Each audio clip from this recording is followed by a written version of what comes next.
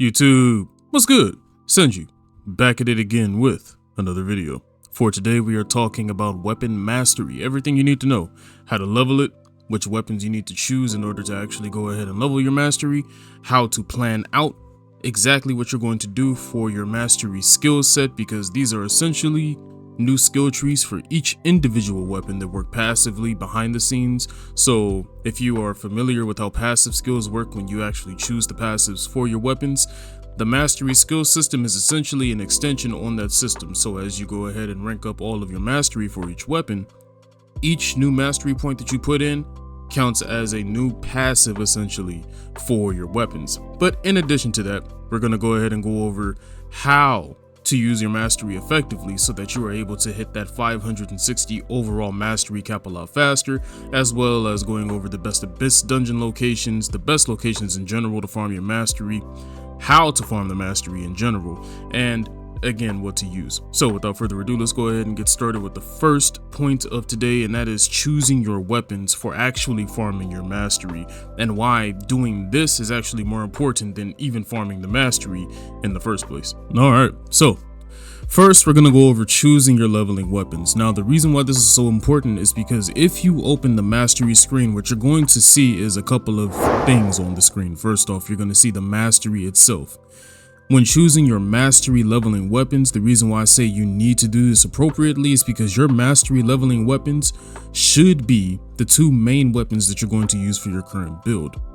Why this is important is because later on in the video, when we get to the point of discussing the best farming locations, when you farm in abyss dungeons, what I found is that the mastery points that you earn do not attribute to the overall mastery system, meaning that you can level the mastery for the two equipped weapons currently faster than you can actually level weapons in general if you were to use mastery points gained from resistance contracts and just battle pass mastery bonuses and all of the other mastery bonuses that you could purchase with currency in the game, in addition to just killing general mobs. However, again, if you take the two main weapons that you choose to use for leveling your mastery and you go into abyss dungeons, you don't gain any XP that you can manually input into whatever weapon class you want. The weapon mastery that you earn in abyss dungeons goes directly to the two equipped weapons, leveling them a lot faster than you can with just manually dictating where your points go. However, that slows down the diversity of being able to level up your weapons the way that you want to. So the efficient way to level your mastery is going to be grabbing two of your main weapons, leveling those up in the abyss dungeons, and then using resistance contracts and other means of purchasing your mastery points and putting those points in other areas, because you're going to be able to get a lot more points for the amount of mastery that you're able to gain versus trying to take the high road, leveling these weapons up to 60 and then going and putting in the additional points that way. Now, in addition to all of that, what you need to understand is that there is an overall mastery at the bottom. At the bottom of the screen, of the mastery screen, you're going to see a counter. It's going to start at 130 and then end at 560. These are additional passives that work on top of all of your other passives in the mastery system. They typically have proc conditions, meaning that you have to drop below a certain resource or do a certain attack skill or proc it in some other form or fashion to use them. But in order to even get to the point where you can choose these four abilities, yes, there are 4 abilities in total once you unlock all categories, you need to have up to 560 overall mastery points, which means the total collection of points that you have accumulated across all 8 weapon classes needs to equal 560. So if you're smart and you choose to do this the efficient way, obviously you take the 560 divided by 8 and that equals 65 points per class. So the most efficient way to level your mastery is to actually take your 2 weapon classes, your 2 main weapon classes, be that daggers and spear like me, or sword or SNS and spear, whatever you choose to use, level those respectively in an abyss dungeon in a localized farming spot, then turn around. And when you do your resistance contracts, when you do your dailies, when you level up your battle pass, when you buy the currencies from the resistance vendors or all the other vendors in general, all of those mastery points, place those into other classes that you're not currently using as your main class, and level those up simultaneously alongside your 2 main weapon classes faster. Well, you're going to be getting those to 65 faster, which means that at the end of the day, you will be hitting 560 overall mastery a lot faster than everybody else that's using those points to level up their 2 main weapons rather than using the Abyss to level up those main weapons. Now, what we're going to do is go over exactly what you need to do in order to actually farm efficiently in the Abyss dungeons. This means going to the dungeons and then farming these specific locations that I'll give you in tier 2 Abyss dungeons. The tier 1 Abyss dungeons don't really matter, but in tier 2 Abyss dungeons, that's where you want to go. We're primarily talking about the Temple of Truth and the Burkant Manor. So if you go to the Burkant Manor and you go to the 2nd floor, on the 2nd floor of the Burkant Manor, you're going to see a specialized location in between the library and the Spineflower training room. It's a non-named room. When you first walk into that room, there's going to be a pile of ads with shadow general walkers in there and a bunch of hooded enemies and all kinds of enemies in there that you can use for the contracts specifically, which allows you to burn through contracts. The reason why this is actually so efficient is because those shadow generals give you the most mastery XP in the dungeon. So you're able to continuously farm these guys on respawn, leveling up your weapons insanely fast. Now, to maximize your gains for the dungeon specifically, no matter which dungeon you farm in, you need to have mastery books, which you can get from the battle pass, and then you need to stack those with the mastery bonuses that you can get from the foods that you craft, typically the golden apple pie. That'll give you a 70% mastery increase on top of the general mastery that you're receiving just for killing the shadow generals in the Burkant Manor. In addition to all of that, you're going to get a ton of blues. This is why this is also probably the most efficient farm in the game in general, just for materials overall, because the main thing that people are going to run out of very quickly doing all of this crafting and trying to level up weapons is magic powder, the ores, solent probably, and a ton of just different kinds of trait materials, conversion materials, unlock stones, all of this. So when you go into the Burkant Manor and you farm these mobs, all of the mobs have a chance to drop all of the ores. Not only that, they all drop the highest tier blues that you could possibly get, which are the tier 2 blues, but they all drop them, and they drop them like candy. On top of all of that, while you're leveling your weapons and you're getting all of your mastery, you're going to be speed running through your mastery, but also speed running through your equipment gains and your material gains. Now, if you want to know how to make the most out of your material gains, what you're gonna do after you pop all of your mastery bonuses and then go to this specific location that I've already shown you on screen, after you farm all of these enemies and your inventory gets full and it's time for you to go ahead and disassemble everything in your inventory, trade out the blues first. What you're going to notice is that the blues that drop here are not randomized. They're the exact same blues that you're going to get all over the map, but they're going to be dropping at a higher rate, which means they are very easy to duplicate and trait. So when you trait them and then you dismember them or disassemble them or dissolve them, you'll get much more magic powder doing it that way than just the 15 that you get for disassembling it or dissolving it when you have just the very first trait on it. So again, if you get a blue like the Soul Mirror Gauntlets and it comes with magic regen, and then you throw on the health regen trait, it doesn't matter what trait you throw on there, just infuse the traits that you get from the duplicate pieces on there and then dissolve it. You're going to get up to 60 magic powder, which in turn will level up to the purple magic powder. Now obviously a lot of us are hurting for purple magic powder if you're not farming Abyss dungeons daily or if you're doing a lot of crafting to try to sell weapons.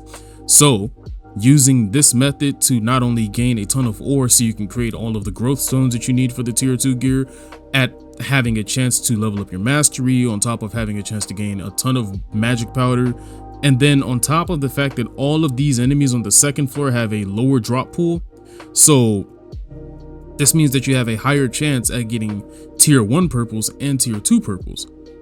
It genuinely makes it the most efficient farm in the game currently. Burkant Manor, at least until the Crimson Manor drops and we see that loot pool, currently on the 2nd floor has the best farm in the game for gear, materials, and simply leveling your mastery, in my opinion.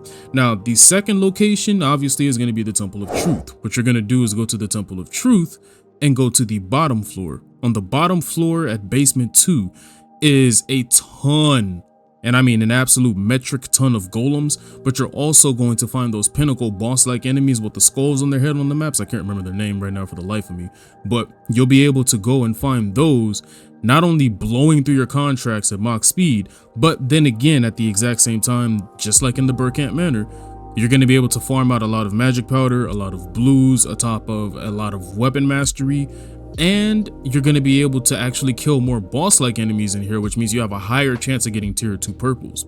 So the way that I see it, if you're looking for an overall extremely efficient farm, Burkant Manor is pretty much your go-to. If you're looking specifically to farm tier 2 legendaries, then you're gonna have to go to the Temple of Truth, because there are more boss-like enemies on the map with the skulls on their head, which have a higher chance of dropping those tier 2 epic drops. Now, aside from all of that, the main thing that you need to know is what to use to farm all of this content.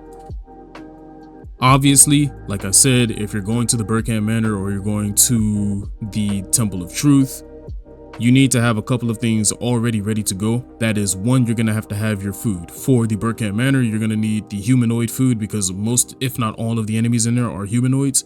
So you're going to have the blue rare humanoid food that's going to give you the skill damage resistance, so you take less damage from the mobs, on top of the skill damage boost, so you do more damage to the mobs, and you have boss hit chance, even though there are no boss-like enemies in there. If you do happen to have the resistance contract that wants you to go fight the Lord Commander, he is a boss-like enemy, so that will work on him. Exact same thing for the Temple of Truth. Make sure that you find the food that gives you resistance towards the racial type that you're going to be fighting in there, as well as the damage bonus. And because there are more boss-like enemies in the Temple of Truth, you're going to want to have the food ready so that you can get a better hit chance on those guys down there. In addition to that, again, make sure that you get those mastery books from the battle pass so you get the 30%. Make sure that you craft as many quality golden apple pies as you can so that you can get the mastery bonus from that. Then just make sure that you empty your inventory, because you're going to get a lot of blues. Empty your runes. Funny enough, your runes, if they max out, will prevent you from actually being able to earn more items in your inventory, because for some reason the game counts that as having your inventory full, even though it may not be. So empty out your runes and make sure that you dissolve the runes. Don't do the transmutation. I find it absolutely useless. Go through it little by little, find out the runes that you need, dissolve the ones that you do not need, and you'll be able to get runes fragments back so that you can use those to craft better rune boxes if you really feel like it. However, crafting rune boxes in general is something that I don't feel is useful either. Now, something else that I'll speak about is the biggest benefit from doing this farm in general, which makes it the most efficient farm in the game yet again, is the Adventure Coin loyalty system. See, the Adventure Coin loyalty system is the new crafting system, and if you are in Talandre at the Herba Village, you can go to the All Things merchant that allows you to use the Adventure Coin loyalty and the Adventure Coin fighting spirit, which is tier 1 and tier 2. Purple ones are tier 2 and the gray ones are tier 1. The reason why this is so important is because the tier 2 Burkant Manor and the Temple of Truth Abyss Dungeon contracts give you Adventure Coin loyalties. On top of doing your dungeons and your battle pass objectives, there's a ton of ways to get those adventure coins.